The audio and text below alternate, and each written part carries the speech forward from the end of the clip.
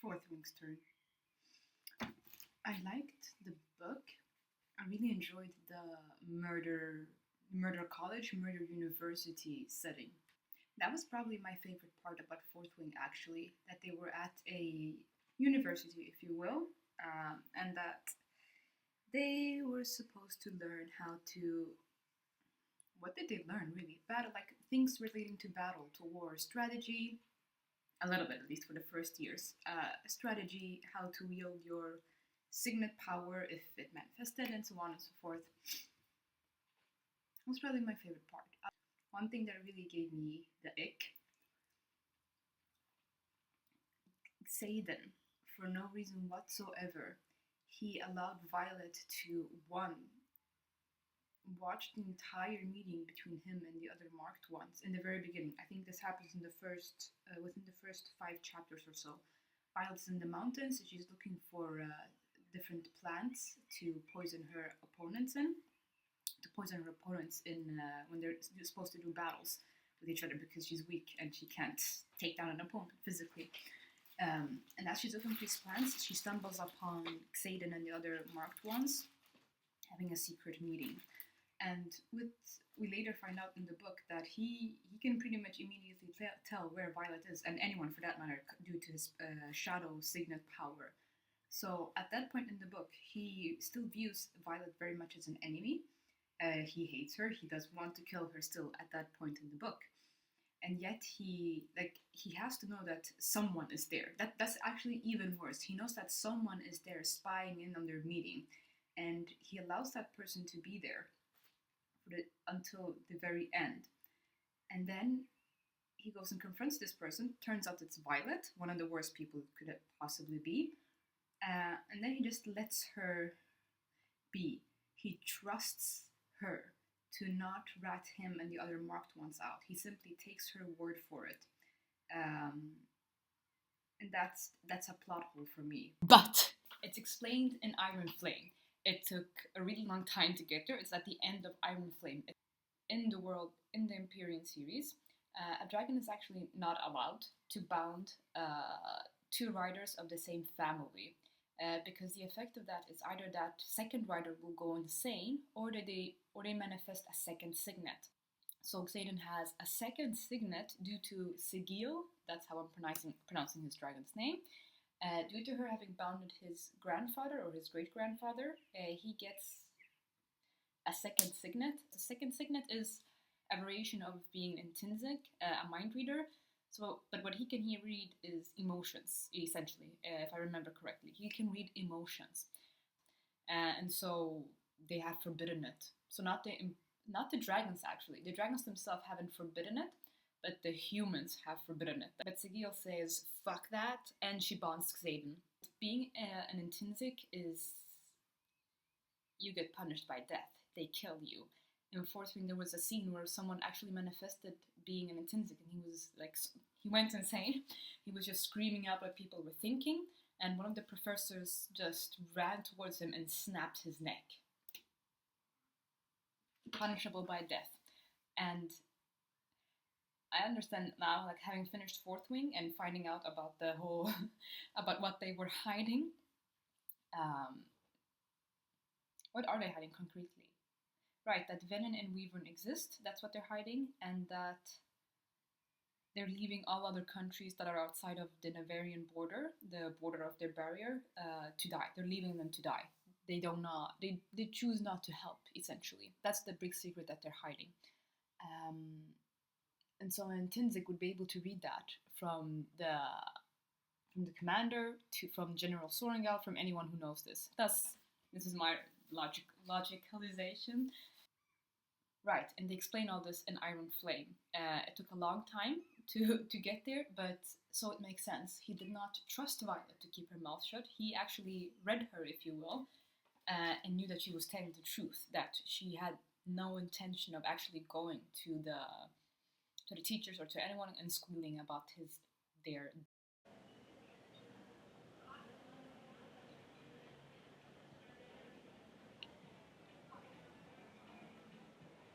dirty little secret. So, makes sense. No plot hole. But when I finished Fourth Wing and no explanation whatsoever was given for that, it was just it was a huge minus for me. That really brought down the series as a whole, because it was so good otherwise. It was such a flagrant plot hole, in my opinion. But it was remedied. It was explained in Iron Flame, and considering, it comes from his second signet, it was punishable by death, and being an intrinsic and all that, I understand. Like, I think the author executed it well when the reveal. Could it have been revealed sooner? I'm sure.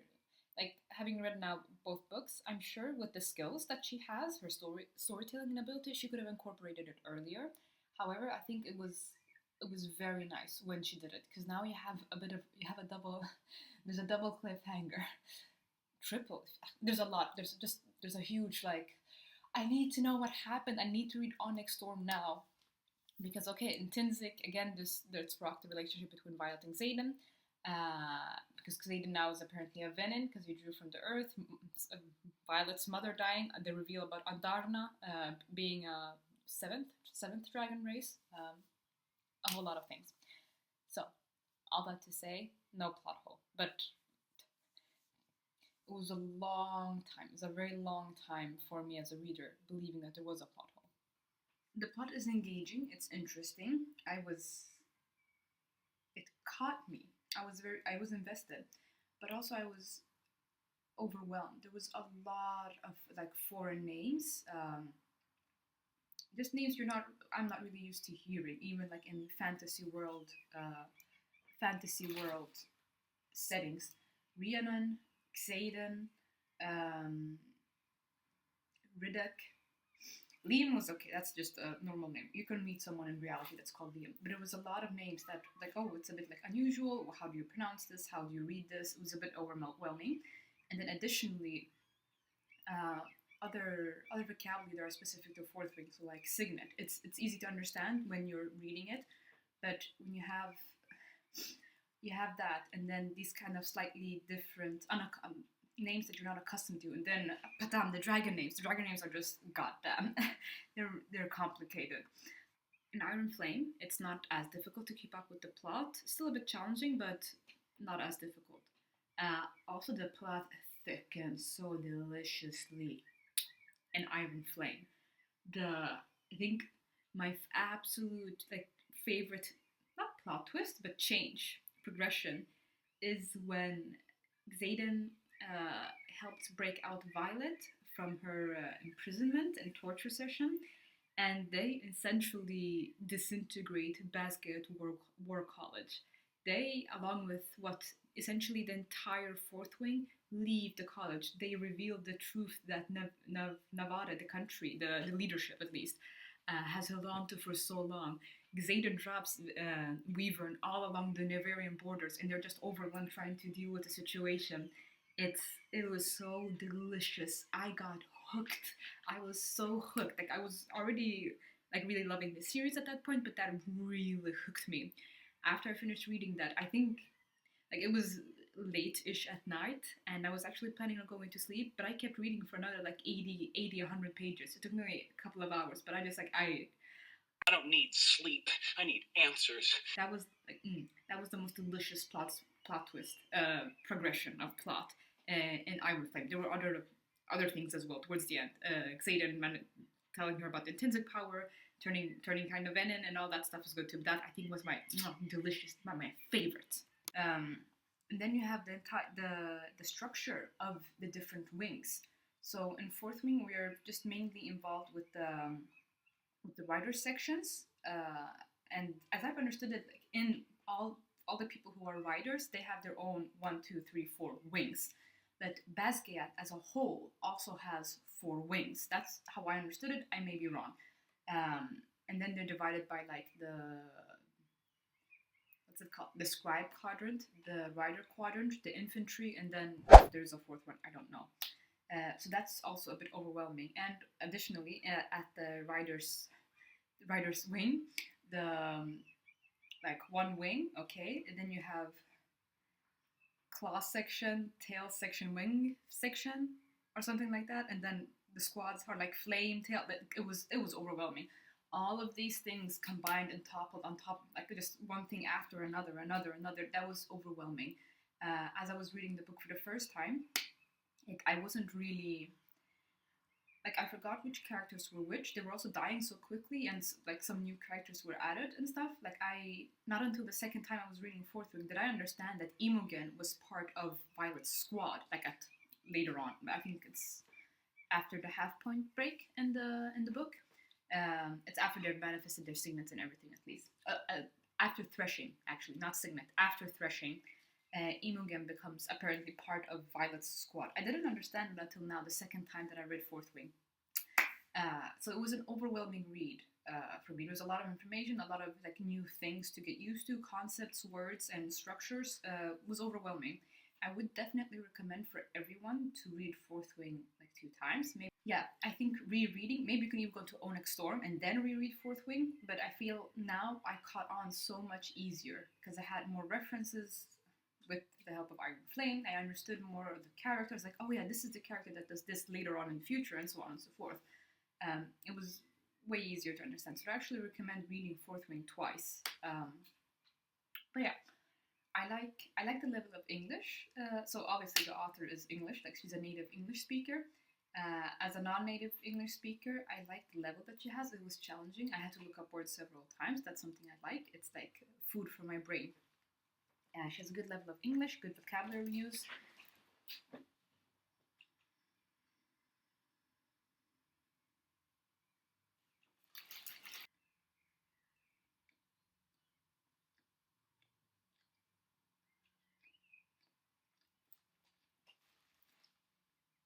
She has made a good world.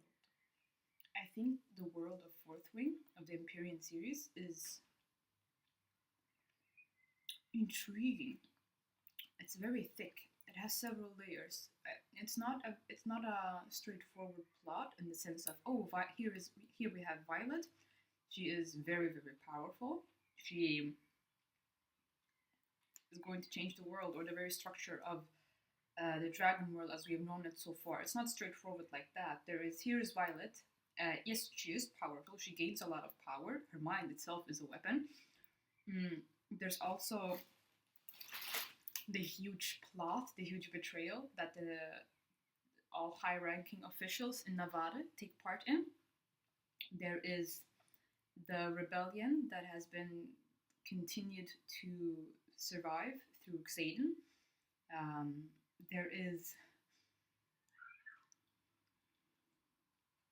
There are many layers, at least. What we find out in Fourth Wing is what I just said. Those 3 things.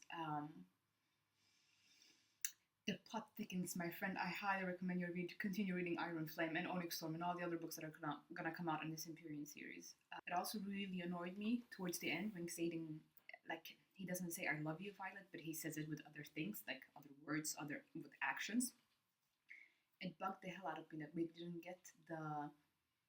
It was essentially, yes, I fell in love with you the first time I saw you. He said that towards the end, and that really annoyed me because there was, like, he hated her.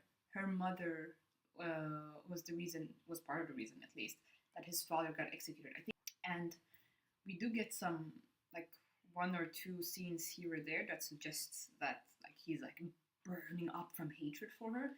But for the majority of the Fourth Wing, he's either not present, like with Violet, or he's actually helping her. But then he's just saying, oh, I haven't decided if I should kill you yet or not. But then his actions are like taking care of her, like caring, making sure she stays alive. And it was just like, oh, I fell in love with you at first sight. Okay, then this is not an enemies to lover trope at all. Editing me here. So, what I forgot to interject. In Iron Flame, it is explained that Xaden and Violet's mother, they struck a deal. So in exchange for every marked one being allowed the opportunity to enter the Riders Quadrant at Basket War College, 1, Xaden takes responsibility for their loyalty. 2, if the opportunity should present itself, Xaden is supposed to take care of Violet and make sure she stays alive. That's the deal he has with her mother, and if he breaks that, aka if he kills Violet or harms her, that deal will be broken. but just reading Fourth Wing, I missed that there was no like, oh, here we have Satan. He hates her for obvious reasons, and here's him slowly going from hating her to like recognizing that she's not her mother and so on and so forth to falling in love. It was just hatred, nothing. One event that doesn't make sense. The trusting her that she wouldn't rat them out, and then not there helping her, talking with her friendly, defending her. Bam, loves her. That doesn't make sense. If you just read Fourth Wing as it is, standalone, it doesn't make sense. His progression from hating her to loving her does not make sense to me. Like it's not fleshed out. Now, I have read now recently, a couple of days ago, there was like extra chapters published that the author Rebecca Yaros published and it's written from Xanen's point of view, and it's I think 3 chapters from Fourth Wing. With those extra chapters, it makes more sense. Like it gets fleshed out essentially. That's it. And again, in combination with Iron Flame, it makes sense. That's all. I would give this book a 5 out of 5. Strongly recommend you read it. It's a good book. It's well written. I like the plot. It's very engaging. Yeah, it's a really good book. The author did an amazing job, I think, in my opinion.